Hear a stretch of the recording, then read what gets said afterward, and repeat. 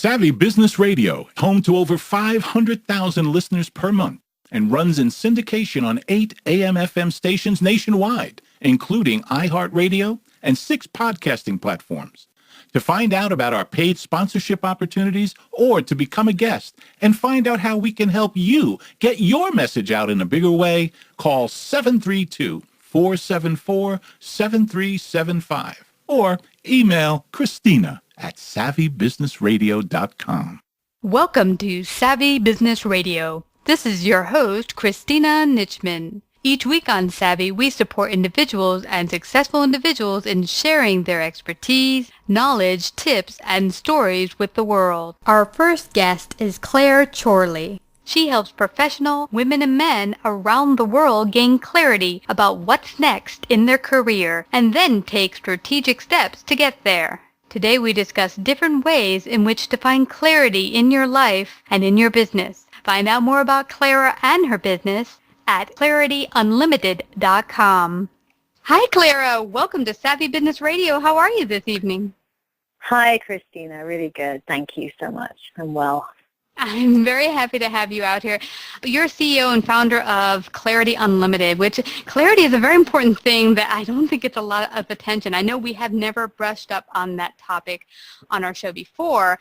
When I was about 40 and in a difficult situation in a corporate environment, thinking, is this it? Is this the rest of my life? And I really didn't have much clarity at that point. But you've helped many people really find clarity in their job and in their business and what's next in their life. How did this all come about for you? My own circuitous route. I remember going to school in England, and there was this pathway laid out to me about this is how you're meant to do life. You know, you get to 16 or 15 or 14, you're sort of meant to know what you want to do at university and what job you're going to want to get and all of that. And I remember feeling very isolated because it looked like all of my friends knew what they were going to do. And getting to that point and not knowing what to do at university, so not going to university, which was going against the grain right there, and going and doing a secretarial course that I didn't finish because I didn't really like it, but I thought it would be useful skills. And then going and I went into selling. I was a secretary, and then I sold life insurance. I said, okay, there's these sort of bits of these things that I enjoy, but that's not it. And then I went and did something else, and I left England and moved actually to Hawaii for a while, and I tried different jobs there. And it's just been this sort of, well, let's try that. Well, let's look at being an attorney. Well, let's go and be an editor for a magazine. Well, let's do office organization. And as I tried the different ideas that came to me and basically really went against the grain, I met many, many people who were having the same challenge. And I found, I was doing a lot of traveling throughout this whole time frame. I've been all over the world. And I would meet people and find there's these themes. This whole idea that people somehow know what they want to do with their kids is mythical. It's completely mythical. And actually, it's more in our nature to search and sort of intuit for ourselves what's next. And because we're changing, we're constantly changing. I mean, the old way of getting a job and being in it for 50 years is less the case now. It's not the case, but it's less the case now. So there's more freedom and expectation that you're going to be moving around, which I think fits who we are as human beings more and more. So my own journey with that, and then slowly how I started to find my way into what my strengths were and what my loves were and where my sweet spots were. I sort of was like, oh, how interesting. And then I got trained in different elements of coaching and worked within some rather large organizations and eventually started out doing my own thing because I could see. I mean, I've been in the career world now for over 10 years. I've traveled all over the world. I've worked in different countries like Rwanda and India and America and England. And I've seen these patterns. There are themes that have emerged. And I saw them in myself first, and then I started seeing them in the world and in the people that I was working with. And then I decided, Christina, I'm on a mission. I'm on a mission to get people into work that they love, because so many people feel disempowered in their ability to say, yes, I'm going to make a change and I'm going to go for it, or I want to stay where I am, but it needs to be better. I need to get paid more, or I need my boss to treat me better, or I could have a conversation with that coworker. When we feel more empowered, people are happier in their work. When they're happy in their work, they're happier with their friends, their lovers, their their parents, their children. They're better drivers on the road. It impacts everybody better. So I'm really on this mission to get people into work they love. It was my own experience. It's a very long answer for you. Yeah. No, but it's so true. It's not a one-step process, bam, you're there. I've only met in my personal life 3 people that knew pretty early on in their childhood, I want to do this, and they stayed the course. My partner being one of them, but it isn't common. I didn't know, and actually it's quite funny. When I was in high school and I heard, I'm going to get out, my mom kept saying, you're going to get a job, you're going to keep the same job for 60 years, and you're going to retire, and then you're going to have fun. And I was like, I don't want to sign up for that. That does not sound like a load of fun, because in school you get to study so many different things, you get to learn so many different things, meet different people in different semesters, so it's not the same people all the time. I just thought, hey, I want to stay a student for the rest of my life. That sounds like a good idea. Yeah, so I'm guessing a lot of people can really relate to what you're saying. And as we spoke before the interview, a good portion of the people who've either been guests or who have been listeners have started their business late in life, in their late 30s to 40s. And sometimes it was due to crisis. Sometimes it was due to, I'm just not happy where I am. But sometimes they're doing what you were doing. They're kind of like trying this or that, and they're not quite certain, sometimes based on what they're told is the right kind of course. How do you help people find clarity on finding the best job or vocation for them? That's a great question, because one of the challenges that I've noticed in being human, especially when we have people around us that we care about or we respect, or we're desperate. In all those scenarios, we can become quite vulnerable. And what we become vulnerable to is other people's opinions, other people's desires for us, other people's ways of seeing us, other people's ideas as to what we should or shouldn't be doing. And we can tend to lean out into those and look outside of ourselves for the answers. And the way that I very, very consciously and deliberately work with people is I listen to them and I help them find their own answers from inside themselves. Because my path isn't going to work. Well, my particular path isn't going to work for anybody but me, because it was my path. And your path isn't going to work for anybody but you, because that's your path. And somebody else's. It's the same for all of us. I'm making a generalization, but I think there's too much emphasis on here's how you do something, when ultimately how you do something is how you personally do it. There's too much emphasis on here's the right route if you want to change your career, and if you want to do this job over here, and just update your resume and get your cover letter sorted out and find the job title and find the job.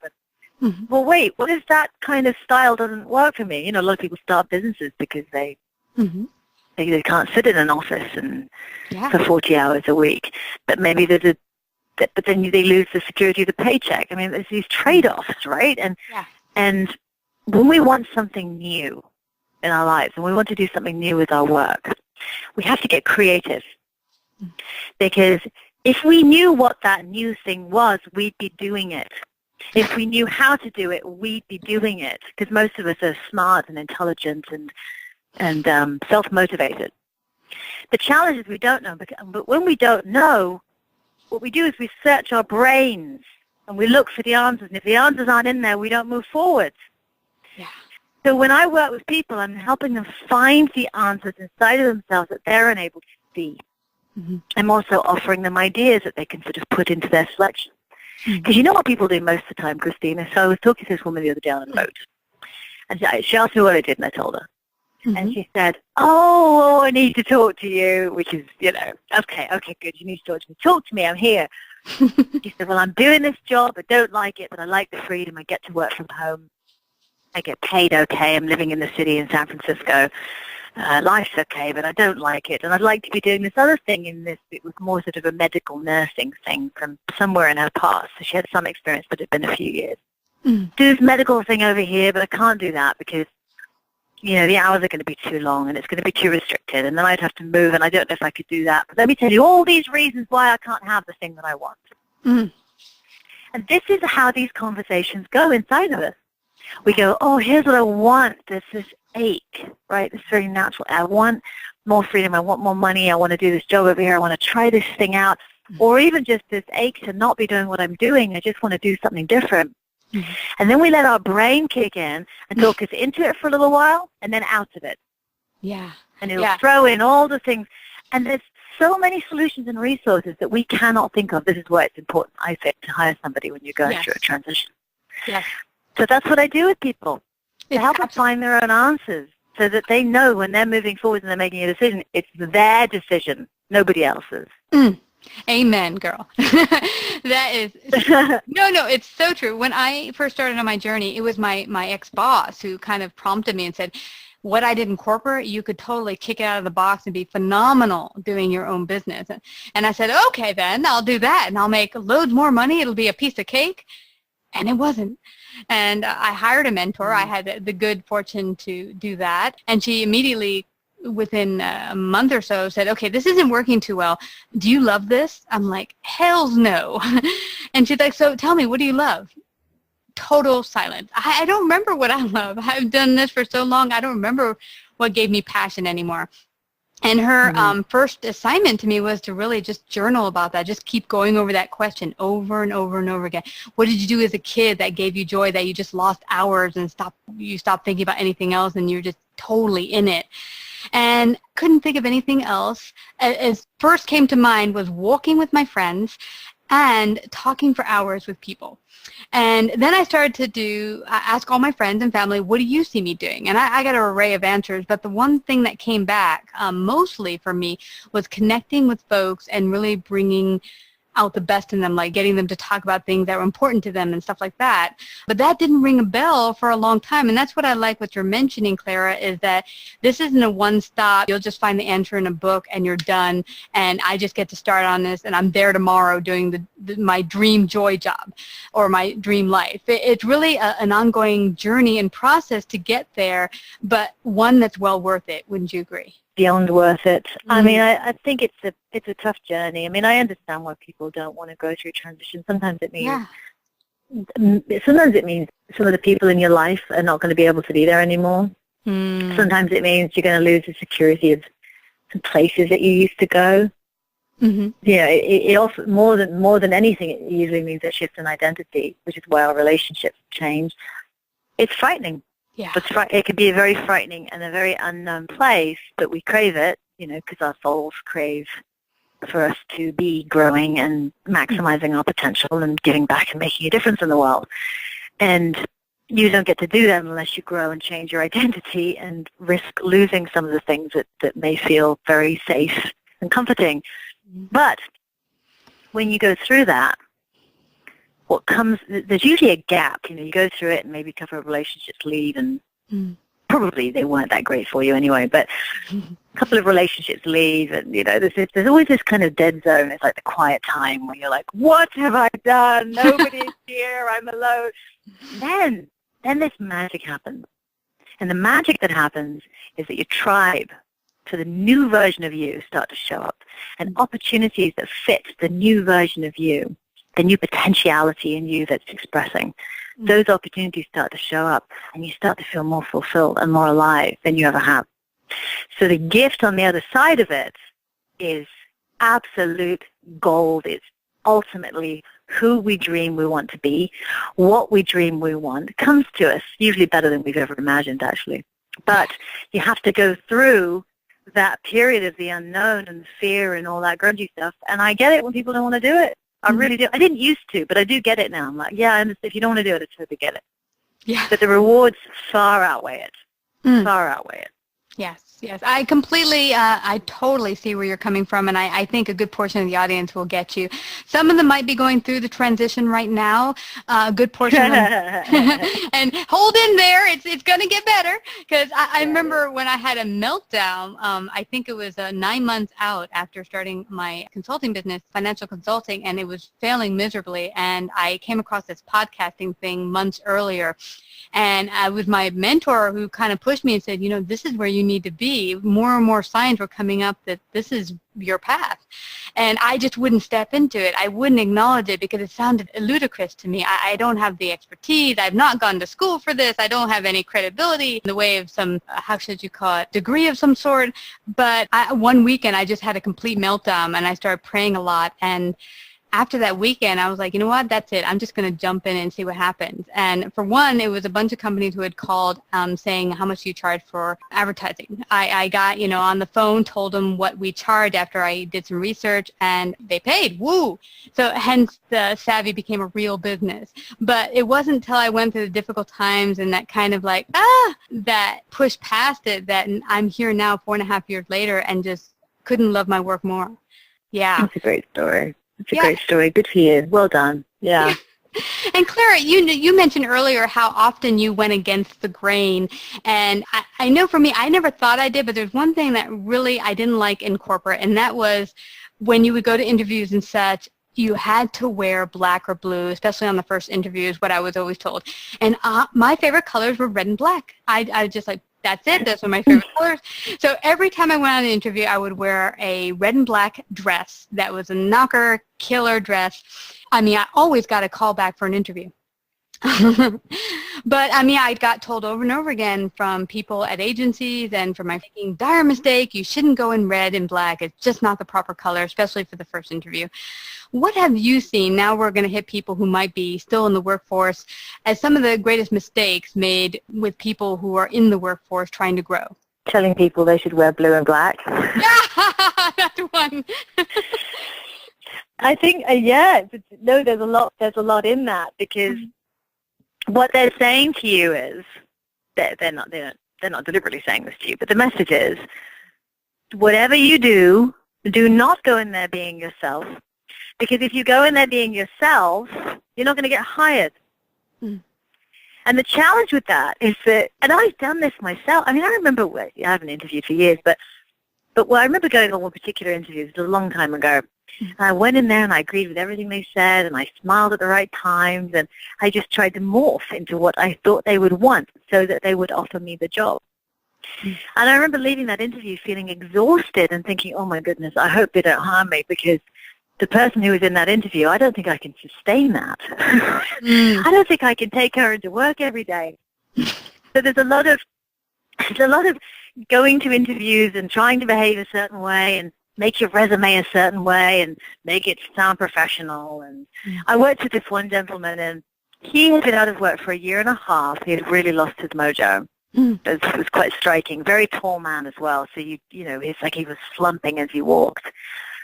And as we coached, it took a lot for him to hire me as well, for him to reach out and ask for that support. It's very hard for some people who are used to doing it alone, figuring stuff out. But he did, because he wasn't getting anywhere. So he hired me. And in that 4 months, what happened was I discovered about him that he was hilarious. I mean, really funny. But what he was doing, well, he had a couple of challenges. One, he wanted a job that was a combination of 2 jobs, and he didn't know what that job was called, right? So we had to figure that out first. So we figured that out. And then what he was doing was he was writing these cover letters that were so incredibly dull and boring, and resumes that were just, you'd be snoring by the second job description. So he wasn't presenting himself as who he was. And also, even though he was a writer, he actually was better conversationally when it came to things like this. So what we did was we started to talk about a strategy where he could actually have his voice be heard and be more of a conversation and have his humor come in. And he started to adapt and adjust to his style, his way of doing things and communicating with the world. Within 4 months of working together, he was back at work, and he was back at work with a company of his peers. He was in his 60s. So he was really concerned about the age issue, early 60s. Company of his peers getting paid over 6 figures. It was a very impressive transformation, and the reason it happened is because when he started being himself and honoring himself, what happened was he was chosen by a company that was looking for him. You don't want to be going out there presenting yourself in the proper way and in the best way and morphing yourself into somebody that you're not, because you won't get picked. You want to go out there and you want to find, and this is why I think it's really important when you're transitioning, to put the power in your own court. Like, you're choosing as much as you're being chosen. And you don't just look at the job description. You look at the organization, what values are important to you, who are the people, what do they like. Now, you can't often find that stuff out till you get in the interview, or people, who know people in the company. The job description itself, and also the benefits, the commute, the environment you're going to be working in, the flexibility that's there. You need to have a full picture of what it is that you want, and then you go put yourself out there and see if you can find those kind of companies. There's actually, on my website, clarityunlimited.com, there's what's called a matrix, a job matrix and a business owner matrix. You can download them for free, and they're a get clear process. The people download them and they fill in those 4 quadrants that I've just mentioned, and then they have a clearer picture and they can focus their job search more. So being yourself is ultimately the most important thing that you can do. It really is. It really is. Do not get into a relationship with somebody where you're not being yourself, because eventually you're going to show up, but they're not going to want you because they wanted who they hired. Wow. That is tremendous advice, and brings to mind for me many years ago a wonderful company. I really, really wanted the job, but one of the things on the description for the job that they wouldn't budge on, they claimed, was that you needed to have at least a 4-year degree. And I did not have that. But I felt I was absolutely perfect for the job, so I applied anyway. And they called me in for an interview. And in short order, when they realized during the interview that I didn't have the one thing that were most important to them, which is having a degree, an advanced degree, I said, no, I understand, and I think if that's something you really want, I understand that. But let me make a plea to you and let you know that education is the utmost importance to me. But I get my education in a different way, in that I am continually reading every single day. I take math courses just for the heck of it, and I study physics just because I think it's fun. And so that's me. I love education. I'm curious. Ask me anything. And so we went on like that, and the guy who was interviewing me was a mathematics major. So we started talking formulas and math equations, and within very short order, I had the job. So, and I think that's just to point what you're saying, because I've done the other mistake where I walked in there just trying to pretend to be who they want, and it was just horrible. But in this case, I was very happy to have gotten the job, being myself, and just going out there on a limb and presenting to them a good argument that, hey, you really want to hire me, I'm great for your team. So you're also mentioning another really important point, which is if you see a job, if one sees a job that is interesting and you don't have everything on the description, apply anyway. And go in there able to respond to why you don't have certain things on the job description. Go in there able to communicate to the organization why you think you'd be of benefit to them. I mean, do your research. But go for the job. The person that they're putting on the job description actually doesn't exist anyway. These are like some form of superwomen or supermen that are out there, and I don't think they actually exist. I think they're just superhero figures that are in the minds of companies. So, they're not expecting to get everything. And like you say, when somebody says a 4-year degree, in this situation, what they wanted was somebody who could think a certain way, who was curious.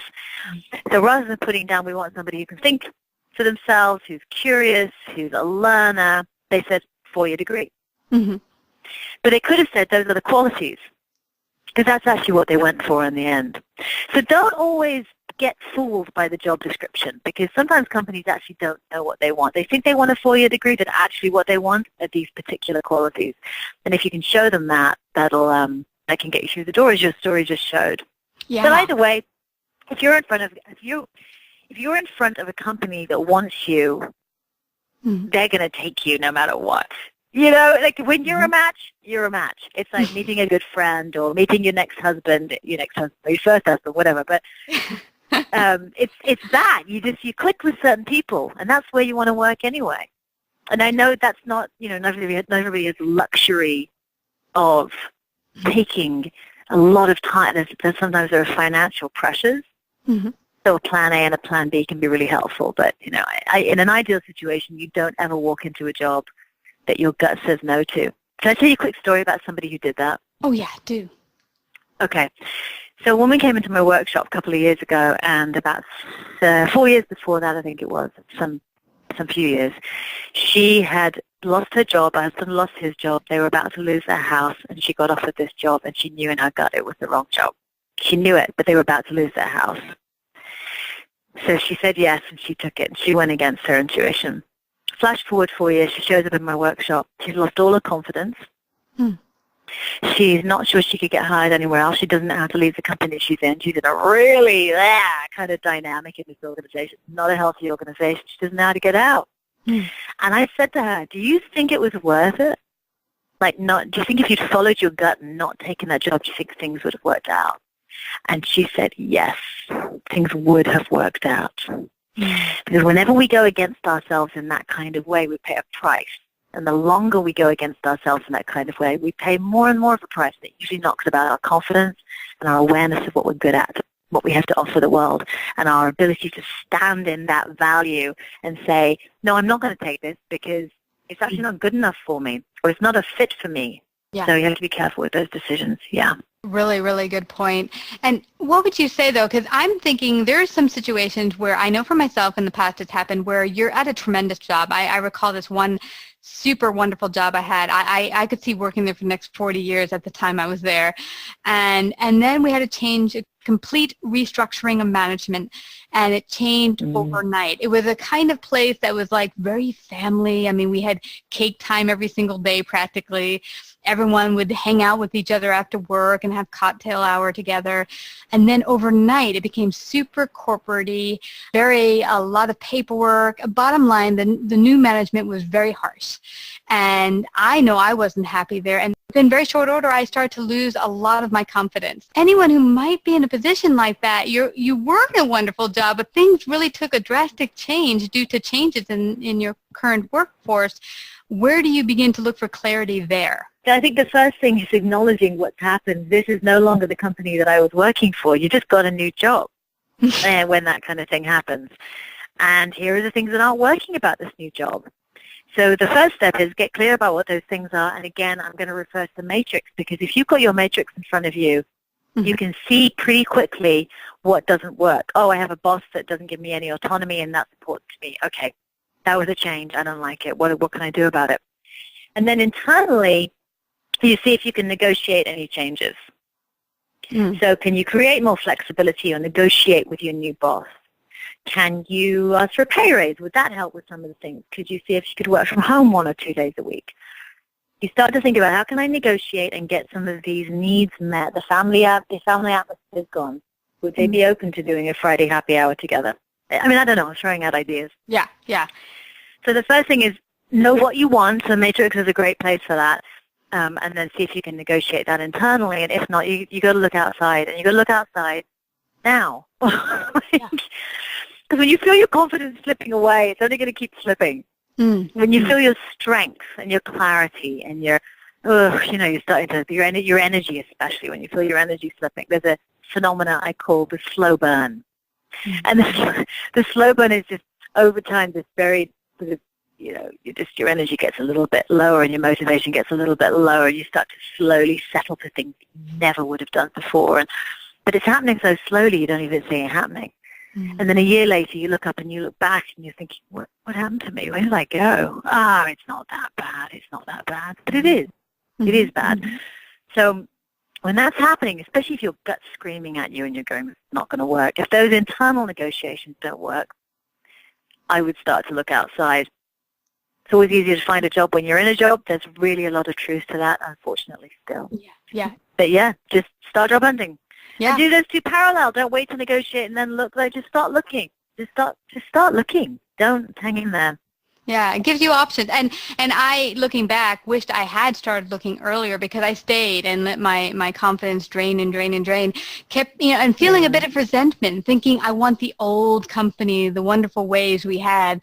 And I mean, I would tell my younger self, you don't wish for something that isn't. Right now is what it is. Just accept what is and decide what works and what doesn't work. That's excellent. Accept what is. That's excellent. Because it's actually the denial that has us stay in situations, and it doesn't matter if it's a job, it's a marriage, it's a relationship with a really bad cleaner. I mean, it doesn't matter what it is, right? Any kind of relationship.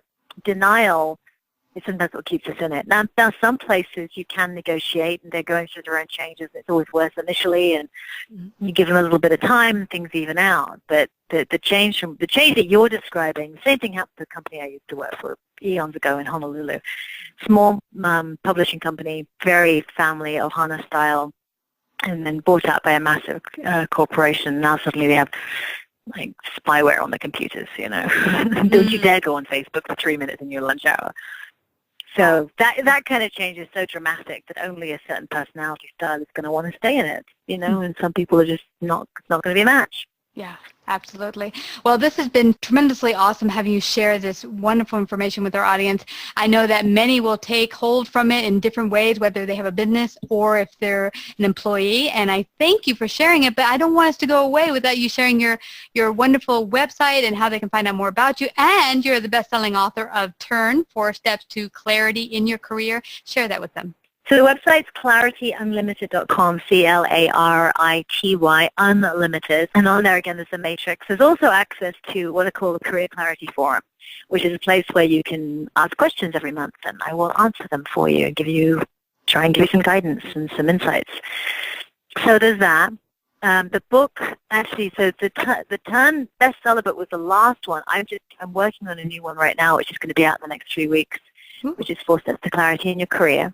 I'm really excited about it, and it's a fantastic way of looking at ourselves in terms of parts of us. So part of me loves where I am, part of me hates where I am, part of me wants to strangle my boss, part of me wants to stand up to him, part of me is terrified of him. So it's a way of looking at ourselves in that kind of structure, and then a process to help people empower them to find the parts of themselves that actually still have power and a voice, and use that voice, and also to get clear. The Turn is a 4-step process, so it helps people get clear about what they want and how they're going to get there, and ultimately understand themselves in a better way. There's also a strategy at the end. There's a whole design for your week. Can they get your books, all of your new books, including your new book, on your website? They can get the new book on the website. It's under products, and go right there, and yes, you can get a copy for yourself. So. Yay! Absolutely. Yay! Yay. I mean, clarity is very important no matter where you are in your life or in your career. And so everyone, please go to clarityunlimited.com. Thank you again, Clara, for coming and sharing your great wisdom today on Savvy Business Radio. You're very welcome. Thank you for inviting me.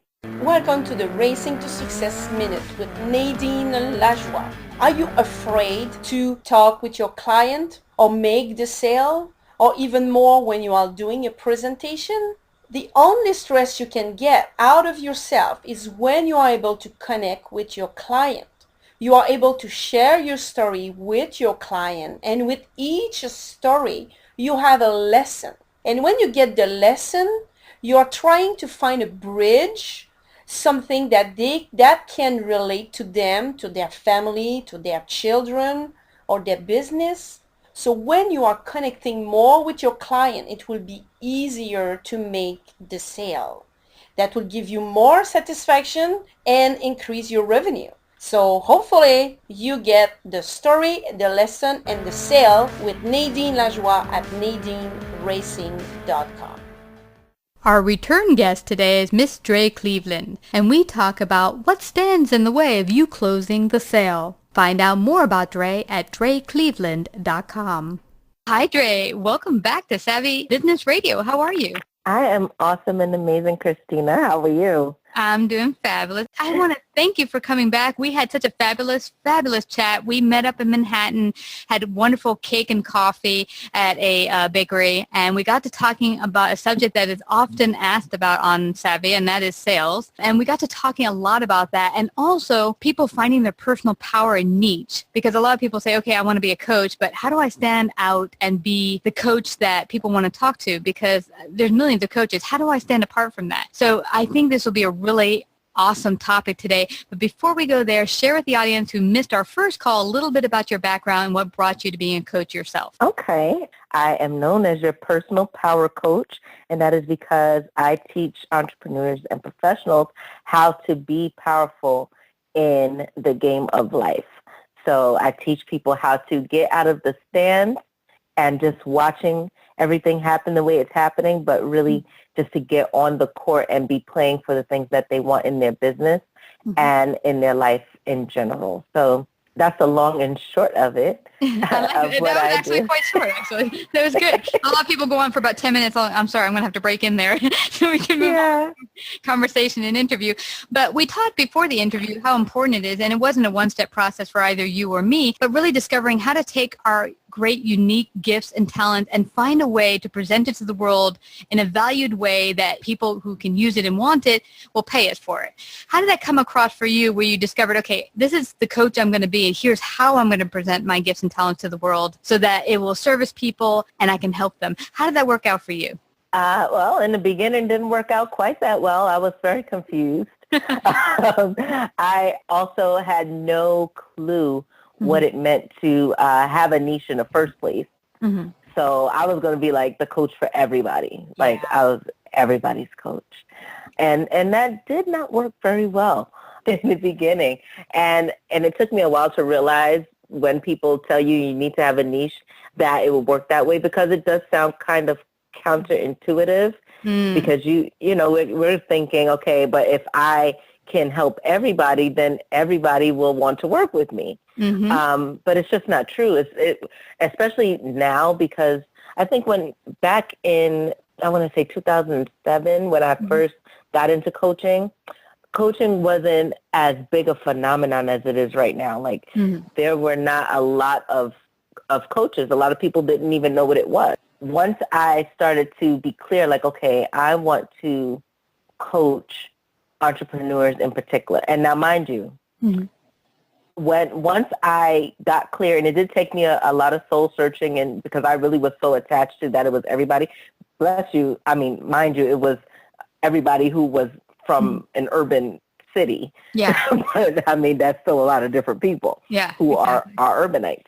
But once I decided that I would work with entrepreneurs in particular, all of a sudden, like all of these opportunities, and mind you, they were there already because one of the That's a good point that you mentioned, because one guy mentioned to me, he said, when I stepped into my greater gift, the opportunities I realized had been there, at least in my life, as far as who I could serve, were already there for at least 2 years. But I couldn't see it until I made a choice, a decision that this is. Decision. Yeah. Absolutely. Just to put that in there, one of the power principles that I teach about is perception is key. And that's one of the fundamentals. That's why that's so important, because the things around you don't change until you change the way that you see them. Focus somewhere different. All of a sudden, all of those different resources, those people, those speaking opportunities, the people who would love to work with you, they just pop up out of thin air almost. It feels that way. Yeah. But they really were there the entire time. It's just that you were not focused there. Yeah.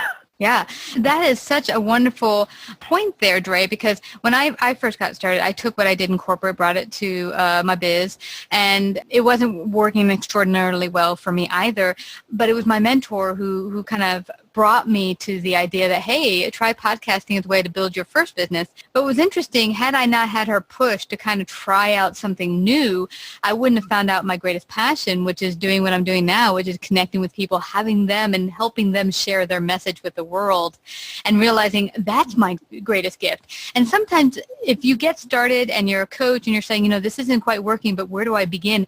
Sometimes, like you did, just changing your perspective a little bit and trying something new can really start the ball rolling to, oh, look, this is where I belong. This is where my tribe is. This is where my greatest gifts serve people. And when you come at that light and you're really able to be from a place of service than a place of taking, which we're going to get to when it comes to the sales talk as well, that's when things start to flow. Would you agree? Yes. Yeah. Absolutely. And another way that you can really tap into who you're meant to serve is by taking an inventory of the people who are already following you or already attracted to you. Because I didn't realize, even though I was so like gung-ho and dead set on just focusing on urban people, because I'm from the city, I'm from New York too, like you mentioned, and I have a passion for helping us. We just live in such a fast pace. Everything is, going a million miles, and they don't have time to really, sit still and really see your life, pay attention to what's going on. It's just kind of on automatic, just like everyone else. But I think it's us in particular. But one thing that I never realized, but again, talking about things being right up under your nose, I didn't realize until I started considering entrepreneurs and I started asking questions that the majority of the people who were already following me and part of the Power Players Club were entrepreneurs. They already were. Yeah.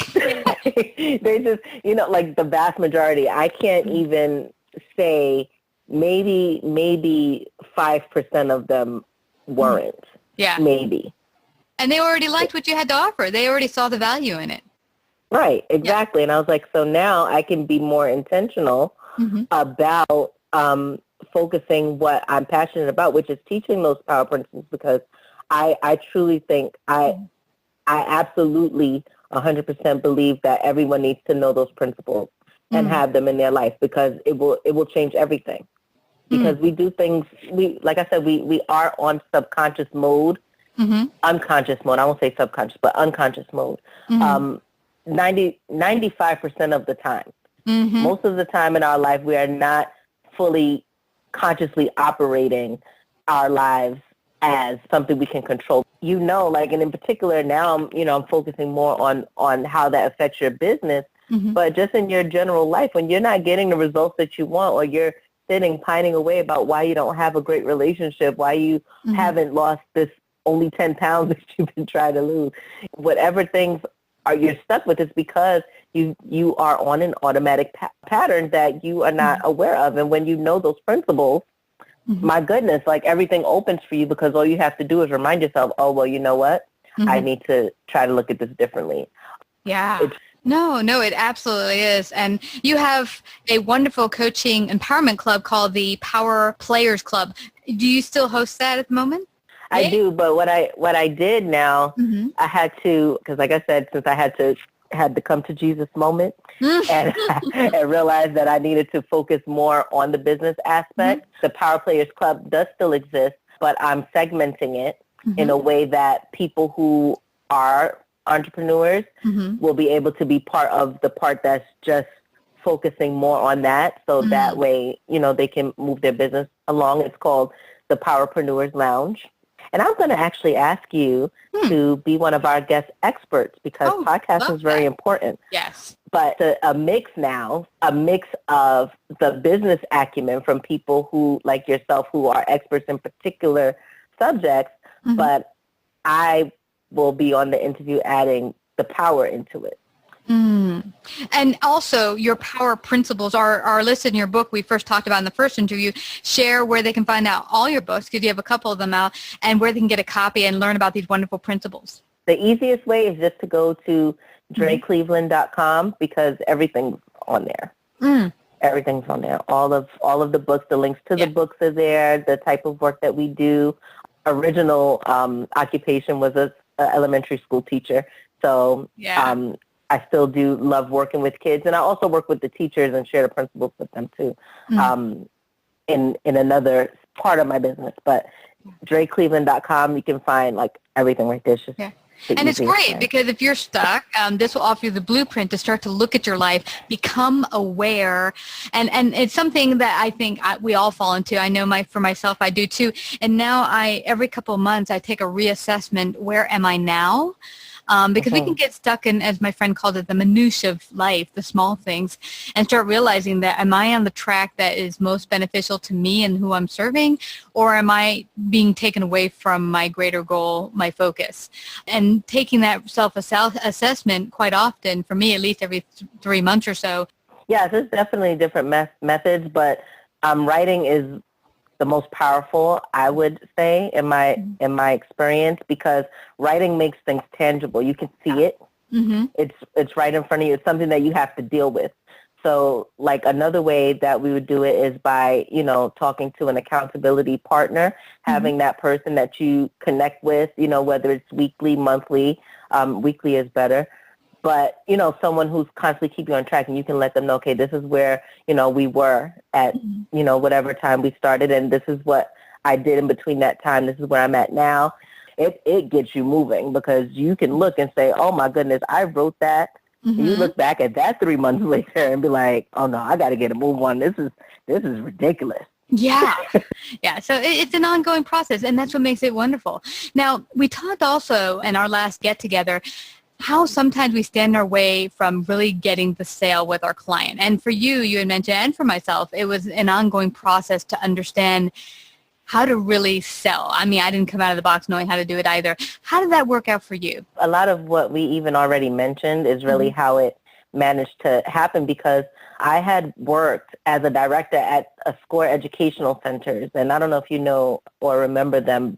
It was a Kaplan company. They since have dissipated that type of model, but it was like a after school type learning program, for tutoring program, you could say, for kids. And that's where I really started to learn how to sell. Mm-hmm. And, I did a great job following their sales model. But for some reason, I didn't get it for myself for a long time. I'm going to circle back to that. Okay. And the sales process is really about the conversation. It is a conversation. Mm-hmm. It's about, understanding, the needs of your potential client and like you said, then matching it with what it is that you do and how you could possibly help them to reach whatever their goal is. Because, I mean, at the end of the day, we're all human and we all have an ego. A lot of us are a lot more evolved than others, and we get that. Yeah. And we still have an ego. Mm-hmm. And all of our egos love to talk about ourselves. Yeah. It's always about you. It's always about me. Let's put it that way. Mm-hmm. For all of us, it's always about me. So when a person who's an amazing sales person, just listen to them, like the way that they're speaking. They're not really ever talking about themselves. Even when they're talking about their product, they're not talking about themselves. They're talking about you. Yeah, or Dre, even more so. I've seen master sales reps, and they've helped me do the same, where you just kind of walk the person you're with, having them envision how your product or service is going to brighten or lighten or make their life awesome. And you say, okay, how do you see, say, Savvy, impacting your service? How do you see Power Coach impacting your business going forward? And if they can start painting the picture themselves, that's when you don't really have to sell them. At the end of the day, they're like, I so want in on this blueprint. I so want my life to kick butt, and I don't have to struggle. I know where my niche is now, thanks to these principles. And they really sell it to you at that point. Right, exactly. Yeah. And I'm glad you said that, because you really do want your potential clients to see themselves as a part. And that's why we're actually called the Power Players Club, because people love to belong to something. Mm-hmm. Anything that I do is a club. Even the one that I do for educators, which is completely separate, it's also a club. Because people do like to belong to things, but also there is a sort of positioning that you have to do as the person who's doing the selling. And I don't even really like to call it that, because really, like we just said, it's not really, you're not selling anything. You're telling them. Yeah. It's sad though, Dre, because selling in itself, the word has become a dirty word. And it's sad, it's become a dirty word from the way some people have used it. And it's not. I mean, selling is really influencing. And influencing, some people see it as, it's all dirty and icky. You're manipulating people and making them do things. And no, it's not that. It's really... Right. I mean, people can use it for evil, and you can make people do things they shouldn't be doing or don't want to do. I mean, you can definitely, if you have the skill and the talent, be sleazy in that way. But it doesn't have to be used for bad. Like anything in life, you can use it for good or bad. And sales can be an awesome tool to really help people and serve them in the world. And we talked a little bit about that before we got started, how often people will get confused, and you touched on this, on making it more about themselves and the other person, and they'll come across as takers. Now, a perfect example yesterday is I was propositioned by a health coach, and I felt total takingness. And the interesting thing was, Dre, she was asking me the proper questions. Oh, well, how would your life be better if you felt better? How would your life be if you were eating healthier? All these things. So she was asking the right questions, but I could feel in my heart she didn't care. I could feel energetically, I could feel that she just wanted to get to the end so she can close. And so that's something very important. How do you get out of that how did you get out of your own way where you're not coming from a place of taking, but a place of giving? Well, that's actually exactly it. You have to, that's one of those perception shifts because like for that particular woman, I would aim to say, whether she's been doing sales for years or not, she never connected to the fact that it is a giving process. It is a giving process. And that's why I was going to say before, I don't really like the idea of selling or saying selling because it's not that. Like even as you're selling, you should be giving to the person. You're giving them an education because you're sharing that. They may not know certain things. That's the whole point of you having the business in the first place, because you're trying to help them solve something of which they might not have known. And you have to be willing to give them more than you expect to get back yourself. And that they can see the value. But when it's not authentic and it's not coming from a place of who you would like to be as the person, I'm not going to say as a salesperson, but as the other human being on the end of the conversation, not understanding what your intention is. And your intention is to bring value to the person, whether or not they sign up or not. Yes. And here's what came up for me. I mean, energetically for her, is she's a very sweet woman. I could tell she loves what she's doing. And I don't think it's that she didn't want to come from a place of service. I think for her, and I sense that this comes up for a lot of coaches and people who are service-based entrepreneurs, is you're stressed about paying your bills. And I could sense from her, she just really needed the sale. And so inside of her energetically, it's like, yes, I want to serve you, but more, I need your cash. And that was what was coming through. And I felt bad because I said, you know what? No one's going to take that sale from you right now because they can feel that all you want is their money. You haven't shown me what am I going to get from giving you my money. And that's really what you have to be able to have the other person walk away with in their heart. Emotionally, they got to walk away feeling like, oh my gosh, I can't wait to get in on this. Right. Yeah. Exactly. And a good way to do that or to combat that, especially because, I mean, that comes up for a lot of people, especially if they live in New York. See why I had to focus on urban people? This is why. So, no, I'm playing. But, but it does. It comes up a lot for people. You're looking at your goal or you're looking at the rent check that you need to send. It happens to all of us in some form or fashion. Yeah. And what you really have to do is check that emotional guidance system. So the second power principle actually is opening up to clear and active communication. And that's exactly where that goes because we're not even we could be talking about communication between people, and that's a perfect place for learning how to, do the sales process because communication is that's a whole nother subject. We could do a whole nother show just on that. Oh my gosh, yeah.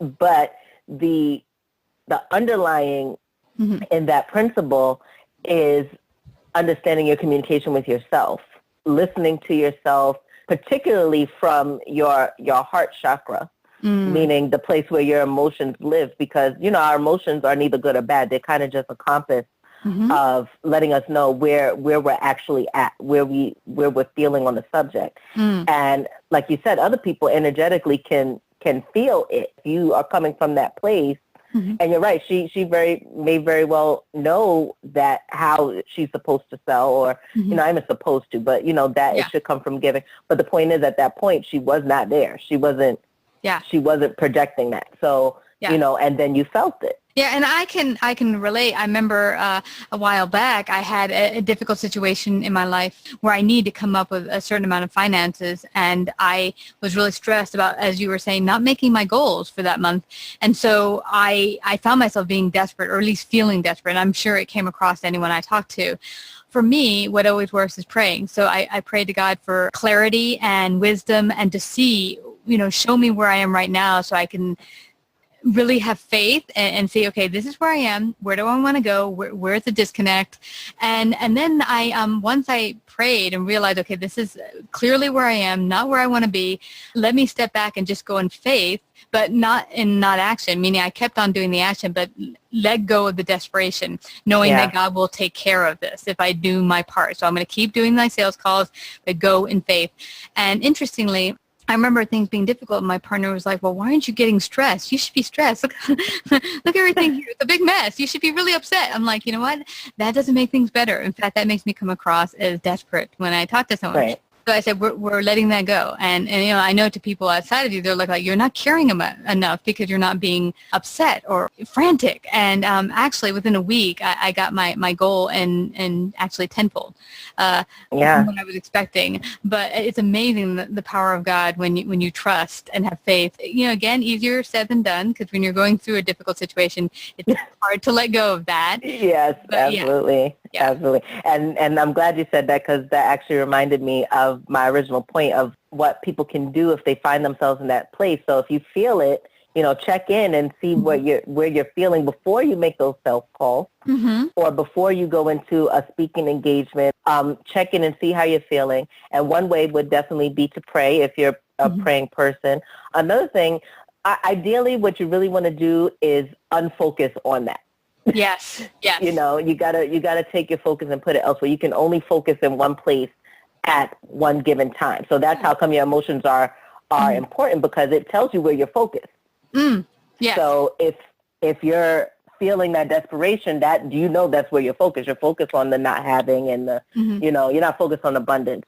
So that you're genuinely coming from that place, and then there's no static and there's no disconnect in what you're trying to provide, and they won't feel, like you said, that energetic discord that's happening because you're thinking somewhere else, even though you're saying the right thing. Exactly, the incongruency. Yes, and that's really cool that you mentioned the emotional component, because you want to get yourself jazzed up in the right emotional space. I mean, I would, when I was in the desperate mode, I was like, okay, we're not going to focus, as you were saying, on the problem, but the solution. The thing is the result I want people to have, which is that we kick it out of the park and we bring their message to as many people as possible, and they have phenomenal results. So changing that energetically inside of me and coming, which for me, as you said, for me was prayer that helped me do that. And then I was able to come from a space energetically of, I'm here to serve you. What can we do to get your message out there?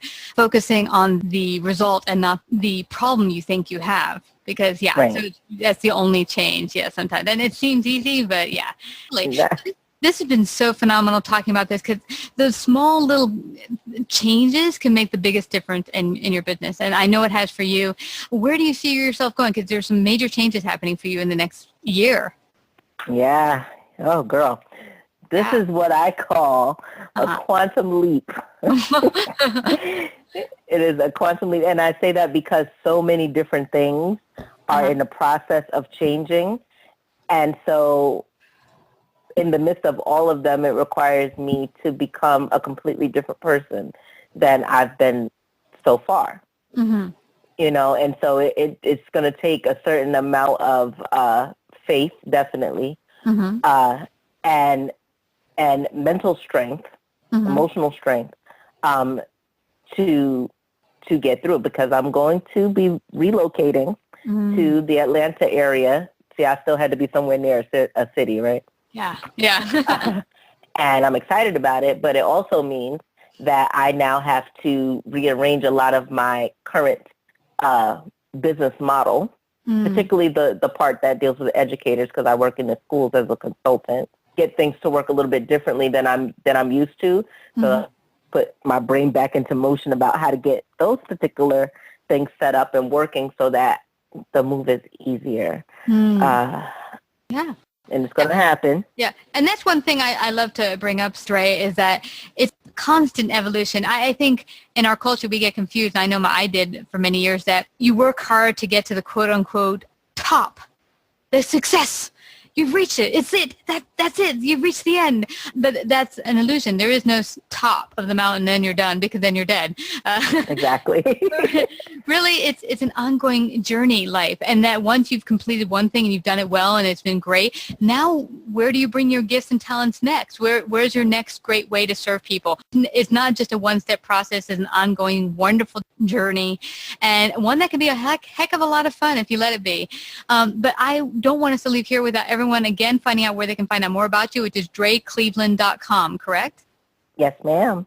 That's right. Well, I want to thank you again, Dre, for coming to share this very valuable wisdom and gift today on Savvy Business Radio. Thank you so much for having me. It was a pleasure, as always. You betcha. And when you move, we have to have you back so you can tell us how the move has changed you as a business and what you've learned from the process. Definitely. I would love to do that. All right. You take care, Dre. You too. SavvyBusinessRadio.com, home to over 500,000 global listeners via our podcast and AM/FM platforms. We help business owners connect to successful individuals who share their gifts with the world.